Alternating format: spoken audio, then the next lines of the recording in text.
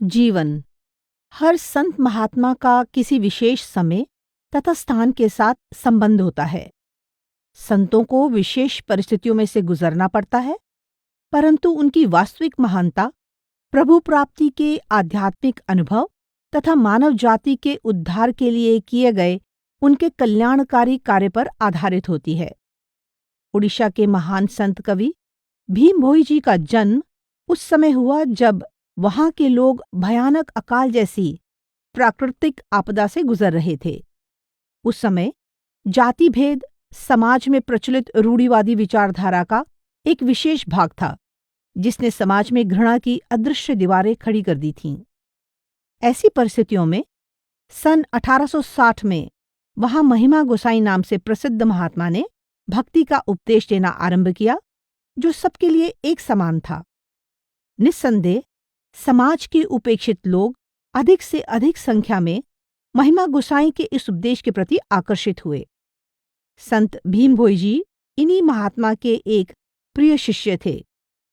उन्होंने अपने गुरु की अनंत कृपा और आदेश से उनके आध्यात्मिक संदेश को काव्य रूप में मनमोहक ढंग से प्रस्तुत करके उसका प्रचार प्रसार किया। पुरातन मानव मूल्यों पर बल देते हुए उन्होंने लोगों को अंधकार से प्रकाश की ओर ले जाने वाला मार्ग दिखाया। इस पुस्तक का प्रथम उद्देश्य संत भीम भोई जी की वाणी में दिए गए आध्यात्मिक उपदेश को प्रस्तुत करना है, क्योंकि उनके दैवी व्यक्तित्व को समझने का यही असली साधन है। अनेक संतों की तरह संत भीम भोई जी की जन्मतिथि के बारे में भी कोई ठोस प्रमाण नहीं मिलता।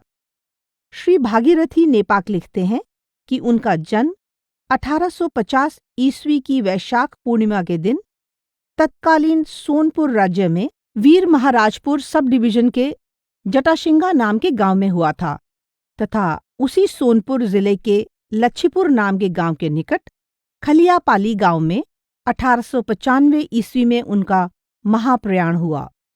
श्री नगेंद्रनाथ बसु लिखते हैं कि ढेंकानाल के जोरंदा गांव में एक कंद परिवार में इनका जन्म हुआ था, परंतु करुणाकर साहू का मानना है कि जोरंदा गांव में और उसके निकटवर्ती इलाके में आज भी कंद जाति के लोगों का कोई आवास नहीं है।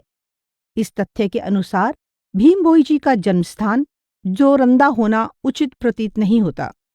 अध्यापक आर्त्र बल्लभ महांती के अनुसार भीम भोई जी का जन्म संभवतः 1855 ईस्वी में रेडाखोल में एक कंद परिवार में हुआ था। डॉक्टर सीताकांत महापात्र भीम भोई जी के संबंध में लिखते हैं कि 1894 ईस्वी में 45 या 46 वर्ष की आयु में भीम भोई जी का देहांत हुआ था।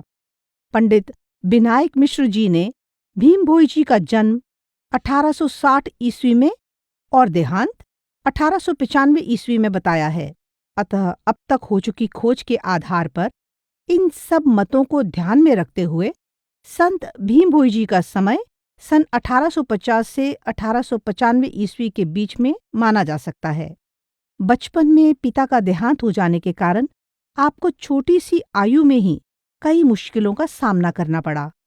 वाणी में आपने कहा है, गर्भधारी पिता छाड़ी गले, मोते जन्मरू निशाखा होई, सुस्ते भोजन सुख भोग बांछिले, काहिरू पाइबी मुही, सप्त बर्षरु अष्टम नवम दशम एगार हेला, 12 बर्षरु बत्सांक संगते बने बुलि दिन गला। आप अभी छोटे ही थे जब आपके पिता जनार्दन भोई संसार छोड़कर चले गए। गरीबी की हालत में भोजन केवल आशा करने से नहीं मिलता, इसलिए छोटी उम्र से ही आपको कामकाज संभालना पड़ा। आप जब 12 साल के थे तब जंगल में पशु चराने का काम करते थे।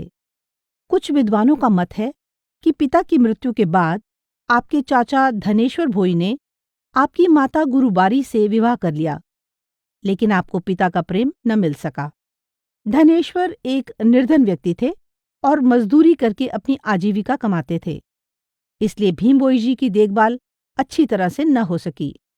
वाणी में आप कहते हैं, भणे भीम अर्क्षित से धनेश्वर सुत, गुर मो अवधूत जानंती तद्गत। अर्थात मैं धनेश्वर का पुत्र हूँ मेरे अवधूत गुरुजी को इस बारे में सब कुछ मालूम है। 12 वर्ष की आयु में कंकनपड़ा गांव के मुखिया चैतन्य प्रधान के घर भीम भोई जी को नौकर के रूप में पशुओं की रखवाली और घर के अन्य कामकाज संभालने पड़े। जंगल में पशु चराते समय भूख प्यास से व्याकुल होने पर वे केवल झरने का पानी पीकर ही गुजारा कर लेते थे। बुलुथाई बने नीति प्रतिदिने वत्सांकु संगते घेनी शुधा तृषा कले जीवन बिकले प्यूथाई झरपाणी। गरीबी के बावजूद भीम भोई जी के हृदय में एक सार्थक जीवन जीने की इच्छा थी। यही कारण था कि भीम भोई जी ने हालात से हार नहीं मानी और छोटी आयु से ही जीवन के संग्राम में जुट गए। कुछ विद्वानों का मत है कि वे जन्म से अंधे थे और अपने सद्गुरु की दया से उन्हें आंखों की रोशनी प्राप्त हुई थी।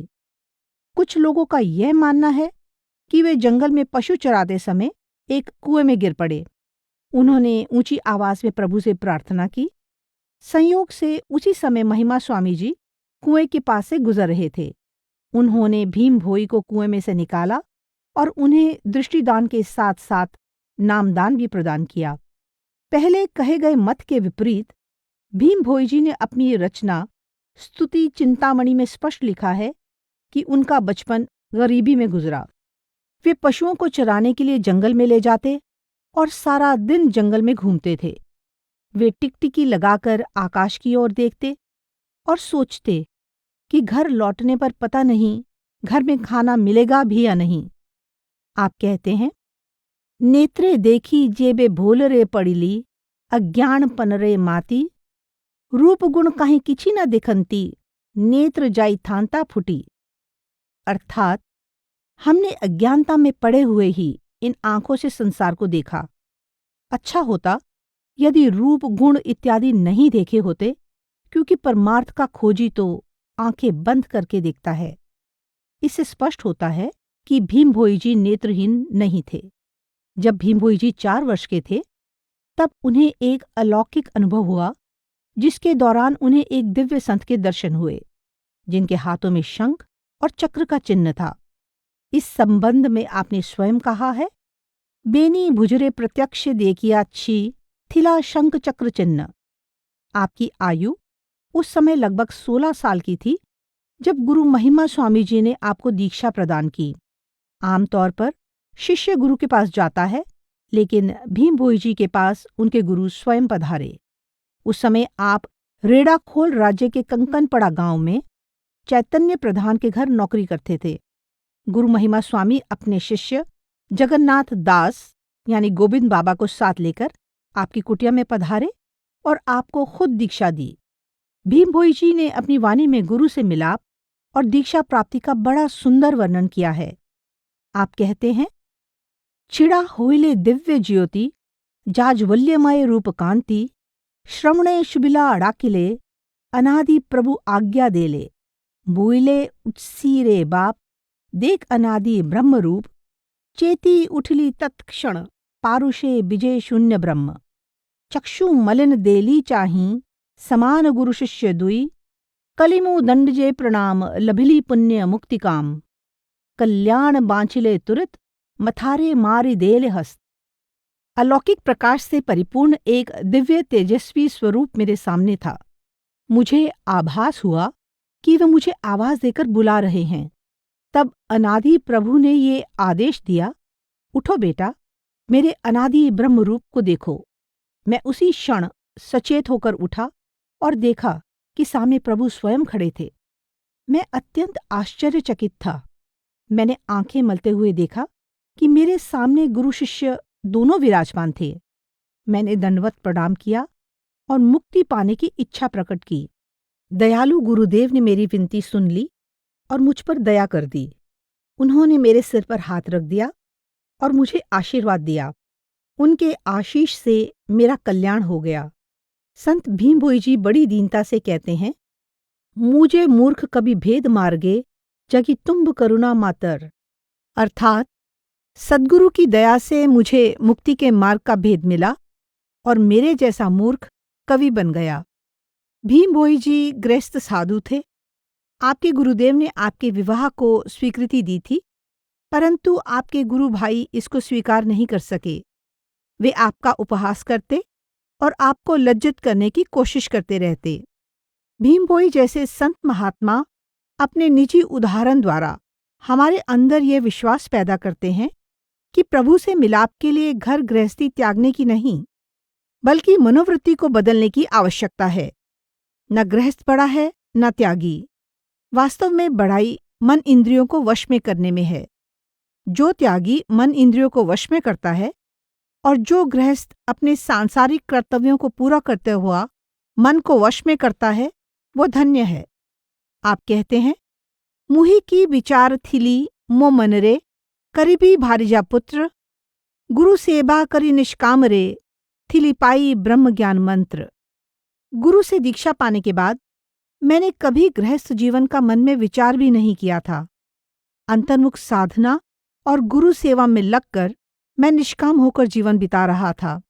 फिर अपने गुरुदेव की आज्ञा से विवाह करके आपने गृहस्थ जीवन में प्रवेश किया। साधु पणे थाई गृही मुँह होइली करता एतेक कले, यानी एक साधु का जीवन जीते हुए भी मैं गुरु के आदेश से गृहस्थ बन गया। गुरु नानक देव जी तथा अन्य गुरु साहिबान, कबीर साहब, तुलसी साहब, मीराबाई, दादू साहेब, पलटू साहेब आदि प्रायः सभी संत गृहस्थ थे। कई संत गृह त्यागी भी हुए हैं, लेकिन गृह त्यागी होना किसी संत के लिए अनिवार्य नहीं है।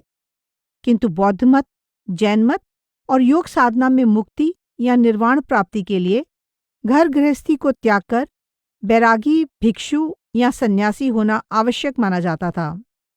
भीमभोई जी गृहस्थाश्रम का समर्थन करते हुए कहते हैं कि गृहस्थ जीवन में रहकर भी नाम भक्ति करने से मुक्ति का मार्ग मिल सकता है। गृह धर्म मार्गे भजीजे, पारिब कहिबा तहिर बाट, विहित धर्मे थाई भजी, पारिले गति मुक्ति निकट। आप कहते हैं कि गृहस्थ का जीवन जीते हुए भी गुरु के निर्देशानुसार अंतर्मुख साधना करेंगे तो मुक्ति प्राप्त हो सकती है। इसकी विधि जिज्ञासु को सद्गुरु ही बता सकते हैं।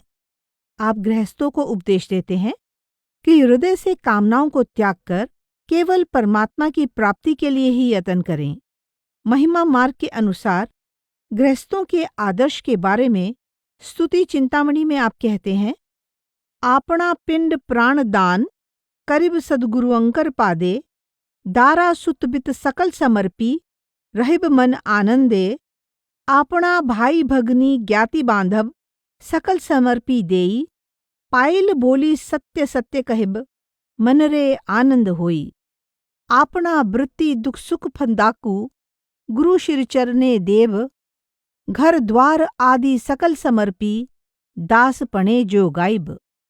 गृहस्थ को चाहिए कि सत्य धर्म का पालन करते हुए अपना सर्वस्व सद्गुरु के चरणों में समर्पित कर दे।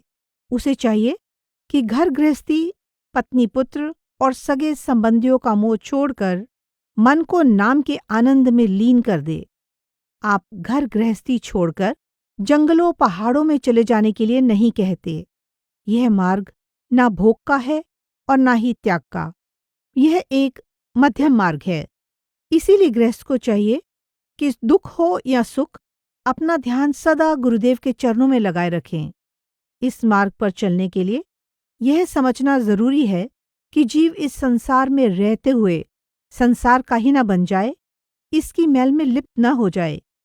संत भीमभोई जी के हृदय में प्राणी मात्र के लिए जो करुणा का भाव है, वह इन पंक्तियों में स्पष्ट झलकता है। प्राणींक आरत दुख अप्रमित, देखु देखु के बासहु, मो जीवन पछे नरके पड़ी थाऊ, जगत उद्धार हेऊ।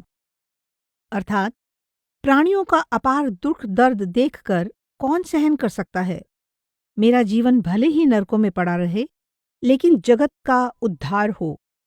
विश्व भाईचारे में भी किसी विशेष व्यक्ति, जाति या देश के प्रति थोड़ा बहुत मोह रह जाना आम मनुष्य के लिए स्वाभाविक है, लेकिन भीमभोई जी में यह मानवीय दुर्बलता लेश मात्र भी नहीं थी। वे तो यही समझते थे कि सारे जीव एक समान हाड़ मांस और रक्त से बनाए गए हैं। एक घंड हाड़ बुंदाए, रुधिर फुटे मांस जानई, इसलिए आप परमात्मा से प्रार्थना करते हैं, हे प्रभु, प्राणियों के इस दुख को मैं सहन नहीं कर सकता। यह गुण एक संत में ही देखा जा सकता है। विश्व के सारे जीवों के अंदर एक परमेश्वर की सत्ता को अनुभव कर सकने वाला संत ही सबकी मंगल कामना कर सकता है। आप फिर कहते हैं, मोर पिंड प्राण देई छी, दान अलेख पुरुष पादे, श्री छामरे मुहि ब्रह्मांडर, पाई जनाण करुछि एबे, गुरु अंकर पिंड गुरंक, ब्रह्मांड गुरंकर तिनिपुर, सबत ब्रह्मांड चौद भुवन, दया वही रक्षा कर। मैं अपने पिंड और प्राणों को उस अलेख पुरुष के चरणों में समर्पित करता हूँ। मैं उनके चरणों में तीनों पुरों, सातों ब्रह्मांडों और 14 भुवनों की रक्षा करने की प्रार्थना करता हूँ।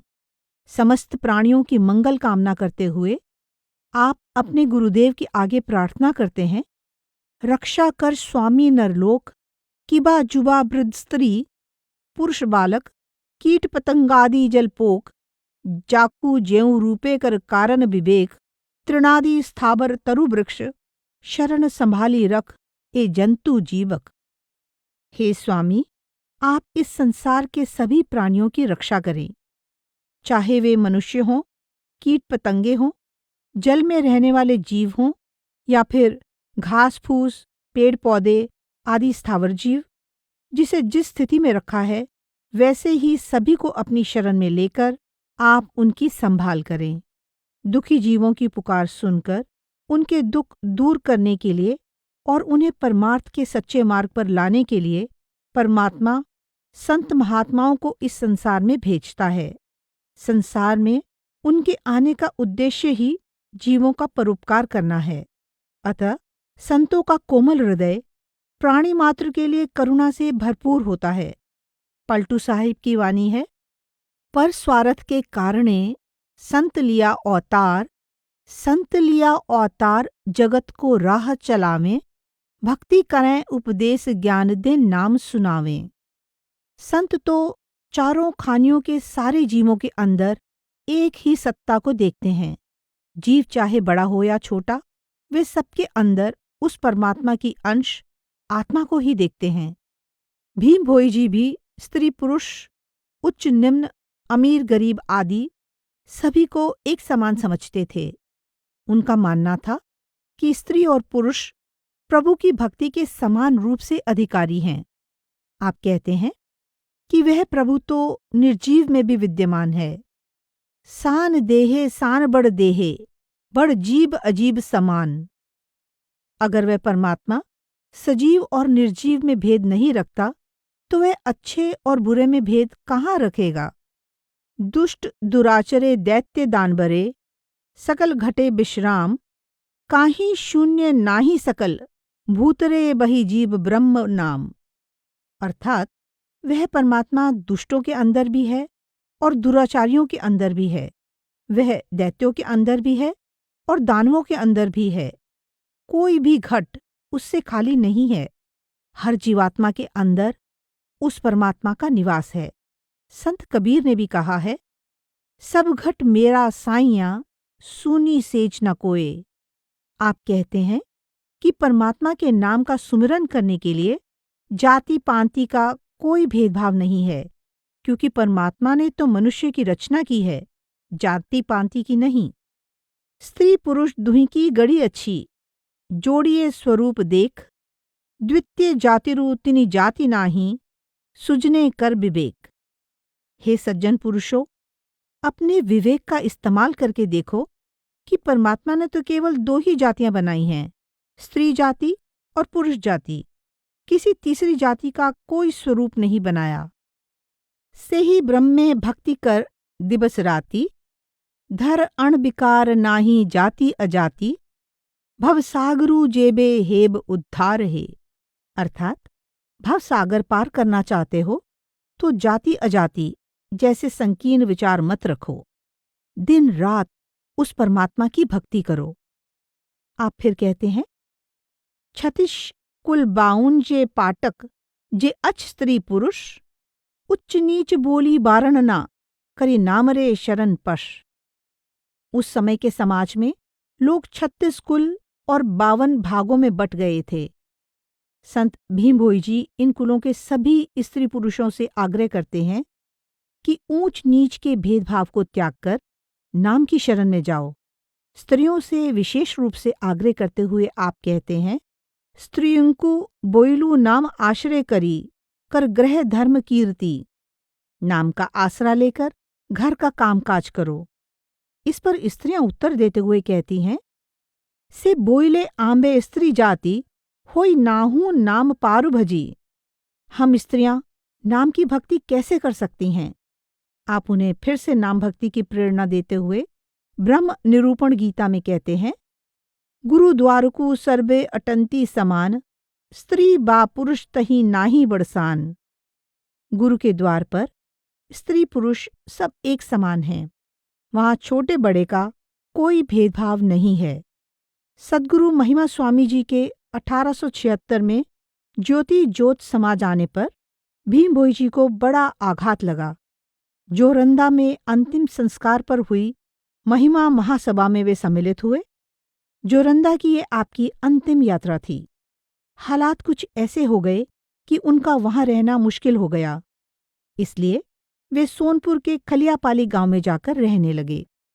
संत भीम भोई जी ने अपने गुरुदेव के संपर्क में आने के बाद काव्य रचना आरंभ की, किंतु आपकी काव्य प्रतिभा का संभवतः उसी समय से धीरे धीरे विकास होने लगा था जब आप कंकनपड़ा के मुखिया चैतन्य प्रधान के पास काम कर रहे थे। चैतन्य प्रधान रोज शाम के समय भागवत का पाठ किया करते थे और आप उनके पास बैठकर भागवत सुनते और साथ ही साथ उसे कंठस्थ भी कर लेते थे। इससे पता चलता है कि आप बचपन से ही प्रखर बुद्धि वाले थे तथा आपकी स्वाध्याय में रुचि थी। विशिष्ट शैली में रची गई आपकी वाणी का ओडिया साहित्य में विशेष स्थान है। अत्यंत विनम्रता से आप अपनी काव्य प्रतिभा को अपने गुरुदेव की ही कृपा मानते हैं। आदि अंत गीता में आप कहते हैं, जन्म कालरु मूर्ख जे मुँह होई थिल्ली, 16 बरस के कभी जे मुँह कृत्य कली, वेद शास्त्र बोली किछि जे मुँह जाने नाही, गुरु हृद पद में बसी जे देले कही। अर्थात मैं जन्म से ही मूर्ख था। वेद शास्त्र आदि के बारे में मैं कुछ भी नहीं जानता था। 16 साल की उम्र में मैंने कविता कहना शुरू किया। मेरे हृदय में बैठकर गुरुदेव जो बताते गए मैं कहता गया। गुरु महिमा स्वामी ने संबलपुर के बंदल ग्राम के हरिपंडा और वासुदेव पंडा नाम के 2 शिक्षित व्यक्तियों को भीम भोई जी की सहायता के लिए भेजा था। इनके अलावा और 2 व्यक्ति भी भीम भोई जी के साथ रहकर काव्य लिखने में उनकी सहायता कर रहे थे। इनके नाम थे मार्कंड दास और धर्मानंद दास। भीम भोई जी ने 1895 ईस्वी में देह त्याग किया। लोक प्रचलित मत के अनुसार एक दिन सुबह गुरु मंत्र का जाप करते करते आपका देहांत हुआ। आपने स्वयं अंतर्मुख साधना का एक उत्कृष्ट उदाहरण बनकर दिखाया।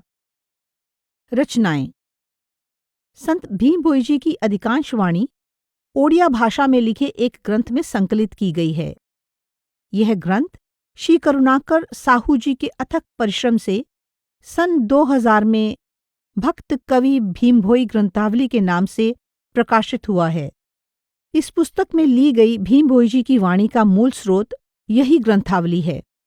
आपकी वाणी अलग अलग शीर्षकों के अंतर्गत संकलित की गई है। ग्रंथावली में दिए गए विवरण के अनुसार आपकी प्रमुख काव्य रचनाओं का संक्षिप्त परिचय इस प्रकार है। स्तुति चिंतामणि। यह ग्रंथ भीम भोई जी की रचनाओं में प्रथम तथा सर्वश्रेष्ठ है। इसमें 100 बोलियां हैं। प्रत्येक बोली में 20 पद हैं। प्रत्येक पद में 2 पंक्तियां हैं और प्रत्येक पंक्ति में 20 अक्षर हैं। इस प्रकार यह आसानी से कहा जा सकता है कि सारे ग्रंथ में कुल 80,000 अक्षर हैं। शीर्षक के अनुसार इस ग्रंथ में ज्यादातर स्तुतियां या प्रार्थनाएं हैं। स्तुतियां महाशून्यवासी परम ब्रह्म परमेश्वर तथा आपके गुरु महिमा गोसाई को अर्पित हैं। इसमें आपने अपने बचपन और किशोरावस्था का चित्रण भी बड़े जीवंत तथा भावपूर्ण ढंग से किया है। इसके अतिरिक्त इसमें सृष्टि के रहस्य, मनुष्य शरीर के महत्व, गुरु की महिमा, गुरु की सेवा, गुरु शिष्य के संबंध, भक्त के लक्षण, कर्मफल, जन्म मरण, माया, कर्मकांड की निरर्थकता तथा तत्कालीन समाज में धर्म की स्थिति आदि के बारे में विस्तृत तथा स्पष्ट विवरण मिलता है। आगे कही गई वाणी में भीम भोई जी बड़े सुंदर दृष्टांत देकर प्रभु के आगे फरियाद कर रहे हैं। अरुण तरास पड़िले जेसने अंधकार जाय फाटी, से परि प्रभु ज्ञान खड़गरे पातक पका काटी। निशिरे चंद्रमा उदय होइले रजनी करे आलुअ, से ही प्रकार पाप भारा मोर निबारन करिनिय। रजक जेसने मलिया बसन उज्ज्वल करई तुठे, से रूपे मोते उज्ज्वल कर प्रभु ज्यों पाप अचि घटे। सुवर्ण जेसने अनले दहिले रूपता दिशई झली, तेसने मोते ब्रह्म अनले जाल छाड़ी जाऊ पापमली। मनुष्य जेसने जलरे पशिले स्नान कले शुद्धि होई, पंक धुलिमली अंगे लागी थिले तत्क्षणे छाड़ी जाई। से ही रूपे मोर अंगे लागी आछी पाप पंकमली देख, शून्य पुरुष ए शरीरु उलहाई कोट भंडाररे रख। आप कहते हैं, हे प्रभु, जिस प्रकार सूर्य की किरणों के प्रकाश से अंधकार मिट जाता है, उसी प्रकार आप ज्ञान रूपी तलवार से मेरे पापों का नाश कर दो। जैसे चंद्रमा के उदय होने पर रात के अंधेरे में प्रकाश हो जाता है, वैसे ही आप मेरे पाप रूपी अंधकार के बोझ का निवारण कर दो। जैसे धोबी गंदे कपड़ों को धोबी घाट पर धोकर उज्ज्वल कर देता है, आप भी पाप कर्मों से मैले हुए मेरे चित्त को उज्ज्वल कर दो। जिस प्रकार आग में तपकर सोना चमक उठता है, उसी प्रकार आप मुझे ब्रह्माग्नि में तपाकर मेरे पापों की सारी मैल को जला दो।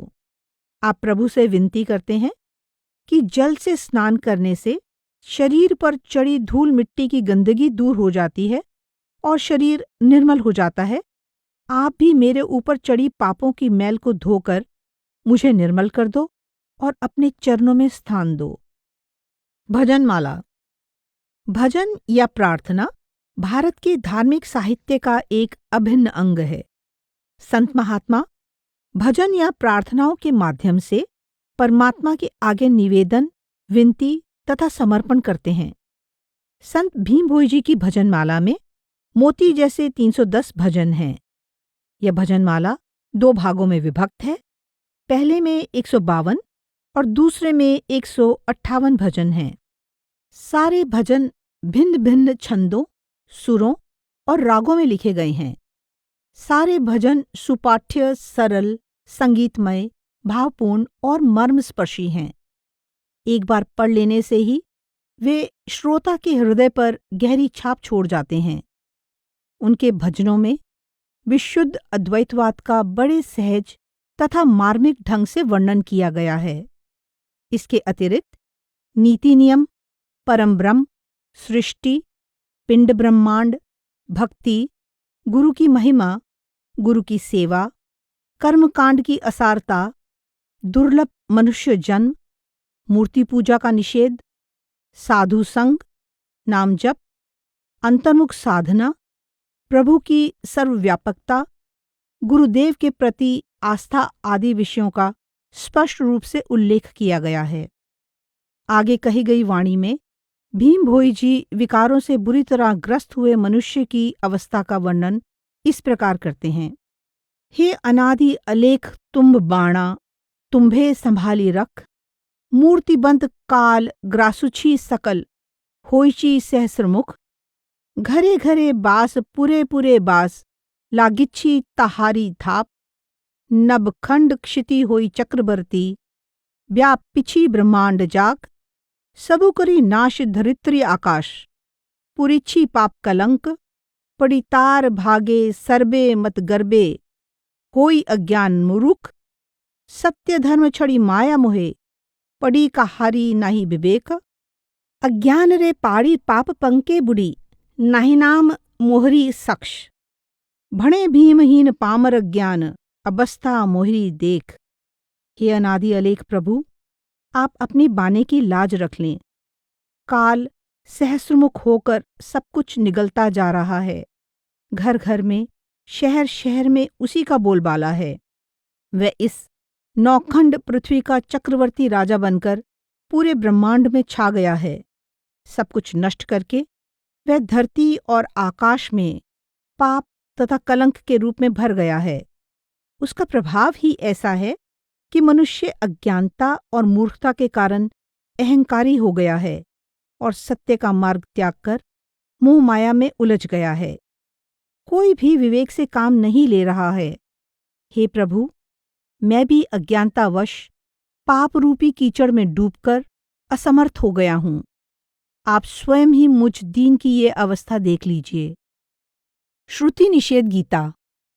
यह ग्रंथ नवाक्षरी छंद में लिखा गया है और इसमें 7 अध्याय हैं।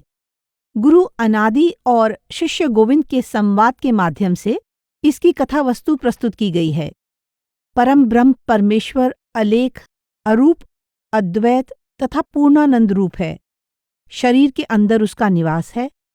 इसलिए आप उपदेश देते हैं कि काठ और पत्थर की निर्जीव मूर्तियों की पूजा त्याग कर शरीर के अंदर परमात्मा की खोज करो।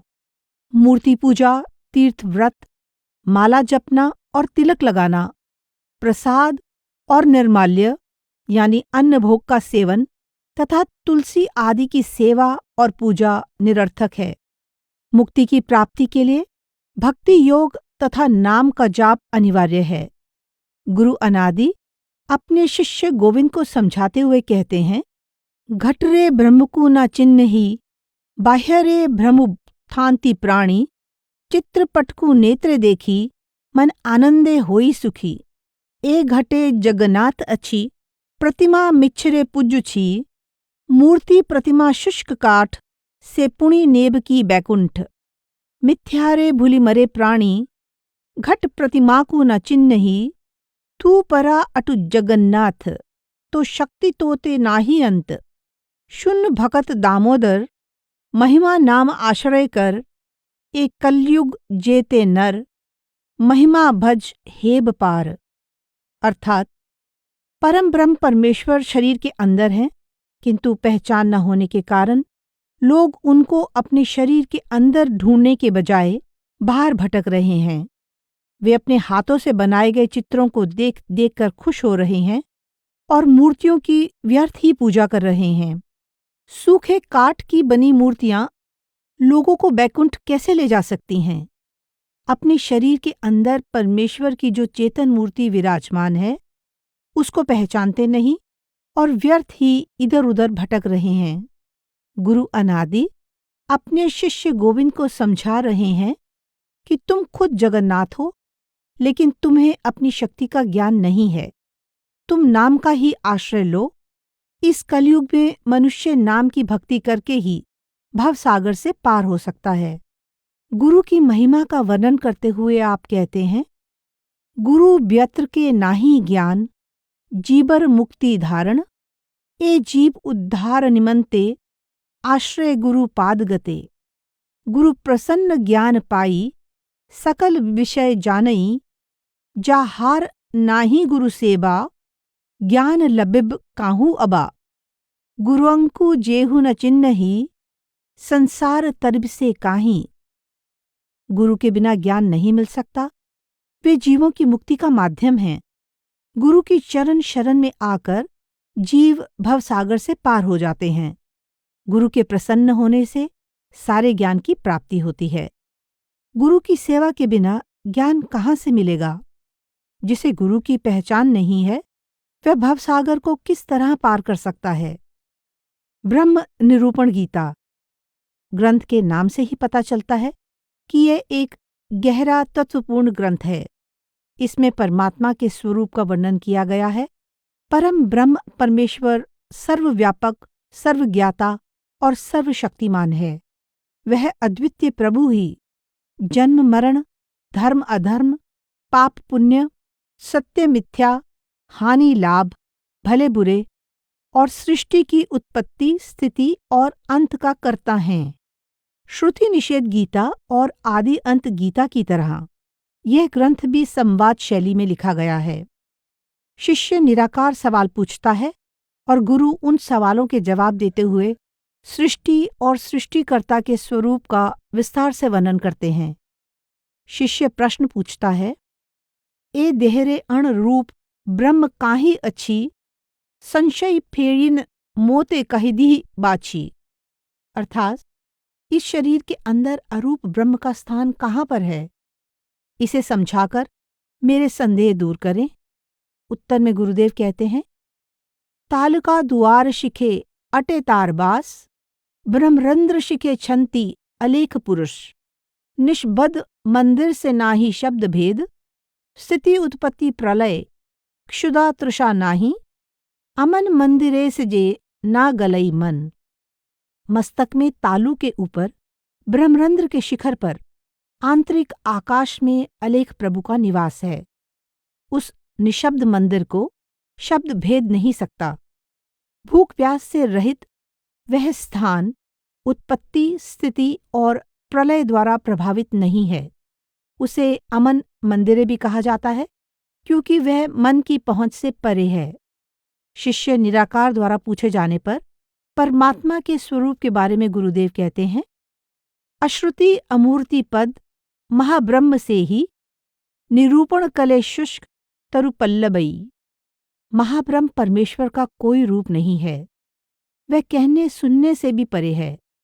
अगर गहराई से सोच विचार करें तो बोध होगा कि उसके प्रभाव से सूखे पेड़ों में भी फूल खिल सकते हैं, यानी जड़ भी चेतन हो जाता है।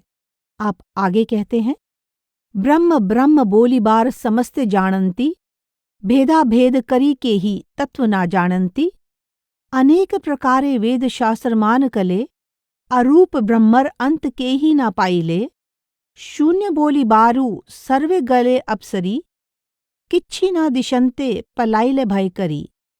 ब्रह्म ब्रह्म तो सभी कहते हैं, लेकिन ब्रह्म का भेद कोई नहीं जानता। वेद शास्त्रों में भी अनेक प्रकार से चर्चा की गई है, लेकिन अरूप ब्रह्म के बारे में कोई कुछ नहीं समझ सका। अपने ढंग से साधना करने वाले जिज्ञासुओं को जब अंतर में कुछ दिखाई नहीं दिया तो वे घबरा गए और डर के मारे अपनी खोज छोड़कर चल दिए।